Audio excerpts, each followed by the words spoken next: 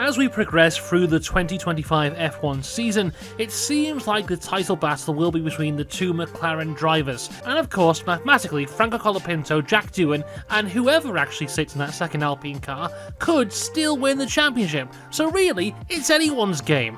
But it looks like it will be Oscar Piastri or Lando Norris, with the main question being, how close is it going to be? Well, that's not what this video is about. This is the top 10 closest teammate world title battles ever. The rules here are simple. The teammates must be first and second in the championship. So, for example, if two teammates are fighting for a world title, but in the end it gets won by some legend from Finland who's just here as a hobby, that doesn't count towards the list. Secondly, if teammates have multiple close years, we are only counting the closest one.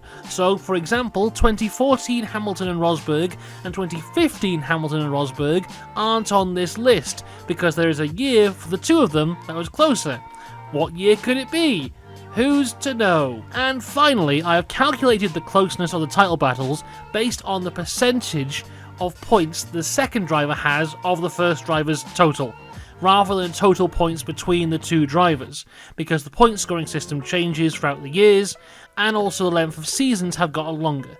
So, for example, the 1960 world title battle between Brabbom and McLaren in the Cooper team has a difference of 9 points, but is not on this list because more modern seasons had bigger points gaps, but more points were available and they had a higher percentage of the teammates' points. It's confusing, but I've done the maths, just trust me.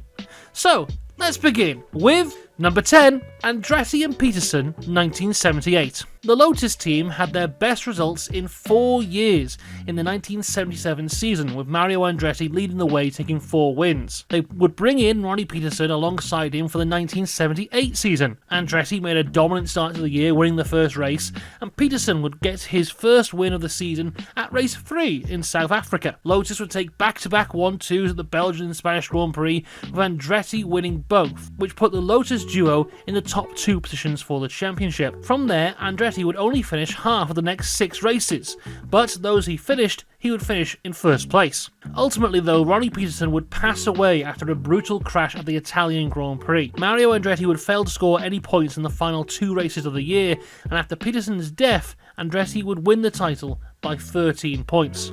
This is the only time in the history of Lotus that they would have drivers in first and second in the championship. Number 9, Hill and Villeneuve, 1996. Damon Hill entered his 4th year at the Williams team, still slightly haunted by his so close yet so far moments in the title hunt in 1994, which ended in controversial circumstances. For 1996, Williams had dropped David Coulthard and replaced him with 1995 IndyCar champion, Indy 500 winner, son of F1 legend Gilles Villeneuve, and singer-songwriter of the album that reached the high heights of number 49 in the Quebec pop charts, Jacques Villeneuve. It became very clear from early on that the Williams car would be the one to beat that year, with the team winning the first 5 races in a row, 4 wins for Hill and 1 for Villeneuve. Ultimately, only the excellence of Michael Schumacher and the chaos of Monaco would stop Williams from winning every race that year. Hill won 8 races and Villeneuve won 4, although Villeneuve would get more podiums across the season. Villeneuve won the penultimate race of the year to make sure the title battle went down to the line at the final race in Japan, which Damon would win, securing the title and becoming the first son of a world champion to become world champion, beating Villeneuve by 19 points. Number 8, Piquet and Mansell, 1987. It seemed like the 1986 title battle would be a fight between the two Williams teammates of Piquet and Mansell, but then some French guy turned up and won it. For 1987, Williams stuck with the same lineup and introduced a brand new car that would make sure that the world champion would be a Williams driver that year. After the first 3 races of the year, it seemed like the French guy would ruin the party again. Then this Brazilian fella turned up and tried to spoil the Williams party. But from the 6th race of the year, Williams would turn it up and win 9 of the 16 races that year, with 6 wins for Mansell and 3 wins for Piquet, which makes it sound like it'd be a pretty easy title win for our mate Nigel. Right? Alongside Mansell's 6 wins, he also had 7 races where he didn't score any points, whereas Piquet would score points in 11 races in a row. Mansell went into the penultimate round of the year 12 points behind Piquet and needing to win. He went all in qualifying and had a heavy crash that would leave him with a back injury and was medically ruled out of the race, handing the title to Piquet before the race had even begun. Number 7. Fina and Fangio, 1950. 1950. Disney's Cinderella was released, we had the very first season of Formula 1, and Fernando Alonso celebrated his 50th birthday. The first championship was fought between the two Alfa Romeo drivers of Nino Farina and Juan Manuel Fangio. The only race the Alfa Romeo would not win that year was the Indy 500, which they didn't enter, and no F1 driver that season entered. And I'm not really sure why it's actually a part of the F1 Championship at this era. I don't know. And then when they removed it from the F1 Championship, F1 drivers started competing in it. So what was the point? I don't understand. No one understands. Why was the Indy 500 there? Anyway, Alfa Romeo were dominant in 1950. Farina would take the first blood by winning in the first ever F1 race, but Fangio would retaliate by winning the first ever Monaco Grand Prix. Fangio went into the final race 2 points ahead, but after a pretty dominant win at the final race, Farina would take the first F1 title by 3 points from his teammate Fangio. Number 6. Holm and Brabbom, 1967. Jack Brabham had dominated the 1966 season, thanks to the Repco engine in the back of his Brabham car that powered him to become the first team owner to win a drivers' championship with their own team. His teammate Denny Holm very much playing secondary role, finishing that year 4th in the championship. The 1967 championship looked to be a battle between the Brabham drivers of Brabham and Holm and the Lotus drivers of Jim Clark and Graham Hill. Jim Clark got the most wins across the season that year with 4,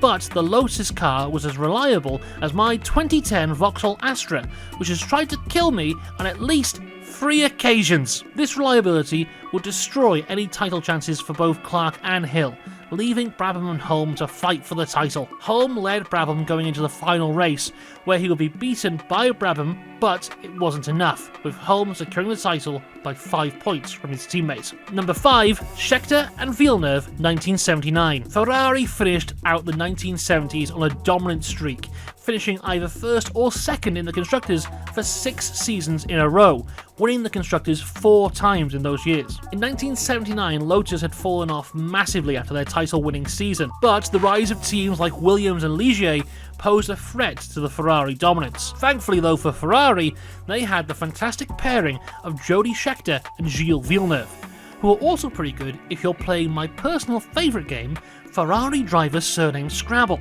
although not quite as good as Jose Froline Gonzalez and Clay Regazzoni. Stick that on a triple word square.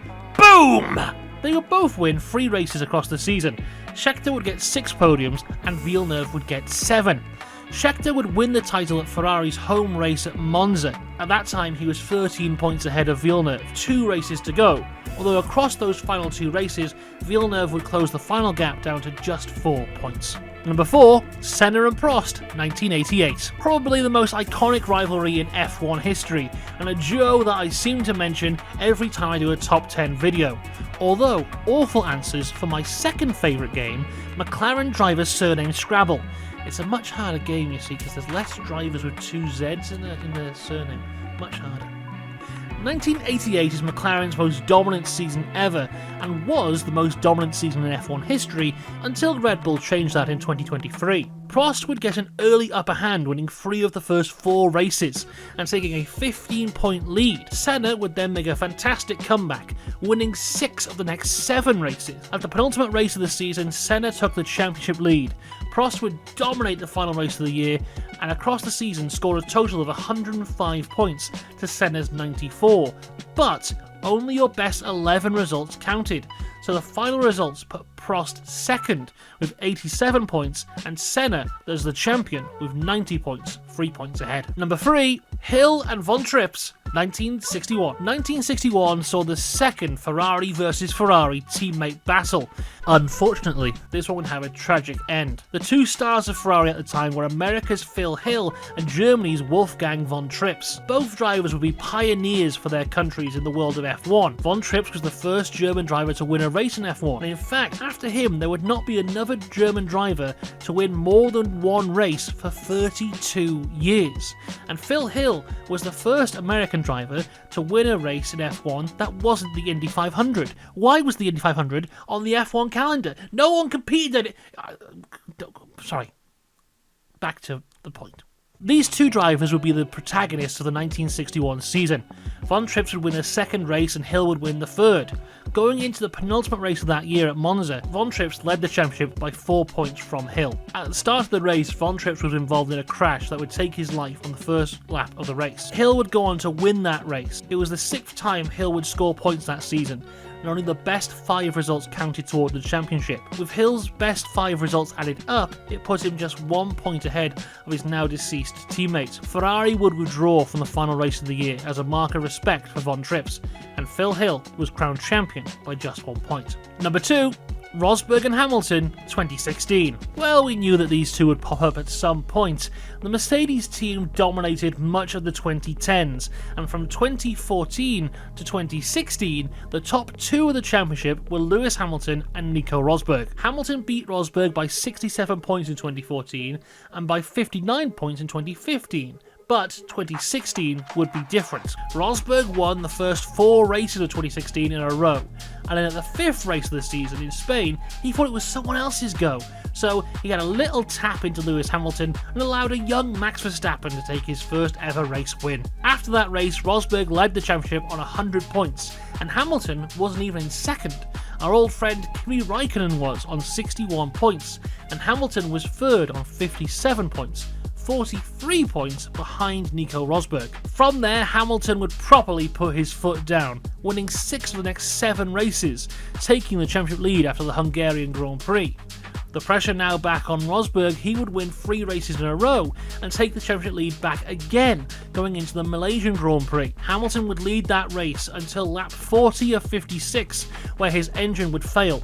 Rosberg wasn't able to fully capitalise as he was beaten by the Red Bulls of Ricciardo and Verstappen, but this would be a pivotal moment in the championship, followed by another win at Japan for Rosberg, meaning he now led the championship by 33 points. A win for Hamilton at the USA Grand Prix cut the lead down to 26, another win in Mexico cut it down to 19, another win in Brazil cut it down to 12 going into the final race of the year at Abu Dhabi. Hamilton would win again, but Rosberg's second place was enough for Rosberg to claim his one and only title by 5 points, retiring from the sport shortly after. I'm sorry, I just have to dust off my copy of F1 YouTuber overused jokes. Let's get this here. Monaco-based YouTuber, blah blah blah, beating Lewis Hamilton in equal machinery, something Britney. There we go. And I've done the jokes I am contractually obligated to do.